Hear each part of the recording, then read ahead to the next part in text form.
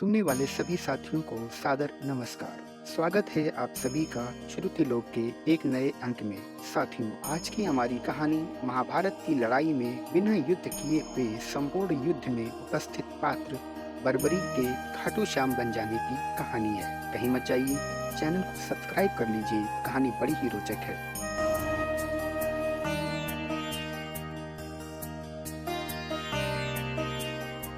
बर्बरीक महाभारत के एक महान योद्धा थे। वे भीम के पौत्र थे। कुछ कहानियों के अनुसार बर्बरीक सूर्यवर्चा नामक यक्ष थे, जिनका पुनर्जन्म एक इंसान के रूप में हुआ था। बचपन से वीर निडर बर्बरीक ने युद्ध कला का अभ्यास अपनी माँ से प्राप्त किया। भगवान श्री कृष्ण इनके गुरु थे।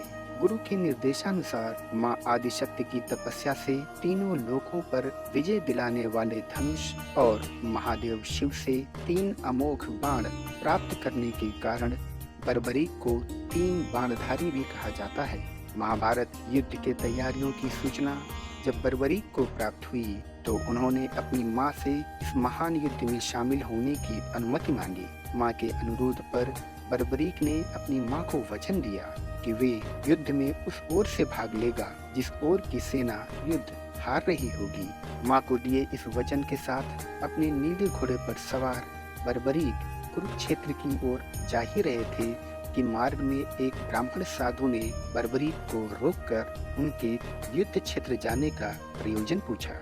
बर्बरीक ने ब्राह्मण साधु को बताया कि वे महाभारत युद्ध में अपनी माँ को दिए गए वचन के अनुसार हारे हुए का सहारा बनकर युद्ध में शामिल होने जा रहे हैं। बर्बरीक की युद्ध क्षमताओं की परीक्षा लेकर और उनके प्रयोजन को जानकर ब्राह्मण साधु अपने वास्तविक भगवान श्री कृष्ण रूप में आ गए। क्योंकि भगवान श्री कृष्ण को युद्ध का परिणाम पहले से ही ज्ञात था, अतः युद्ध के परिणाम को पांडवों के पक्ष में रखने के लिए कृष्ण ने बर्बरीक से उनका सिर दान में मांग लिया। बर्बरीक अपने सिर को दान करने के लिए तैयार हो गए, किंतु इसके लिए उन्होंने भगवान से प्रार्थना की कि वे संपूर्ण युद्ध को अपनी आंखों से देखना चाहते हैं।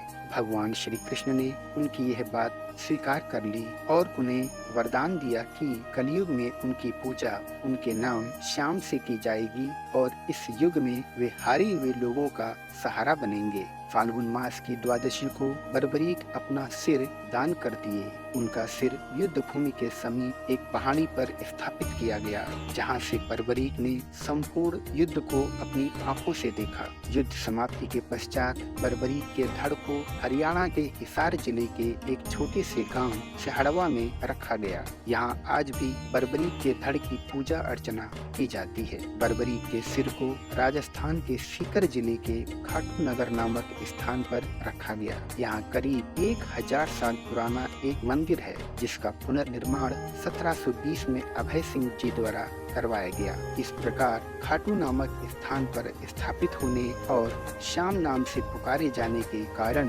बर्बरीक को ही श्री खाटू श्याम जी के नाम से पूजा जाता है। साथियों, आज की हमारी ये कहानी आपको कैसी लगी? अपनी राय कमेंट में जरूर बताएं।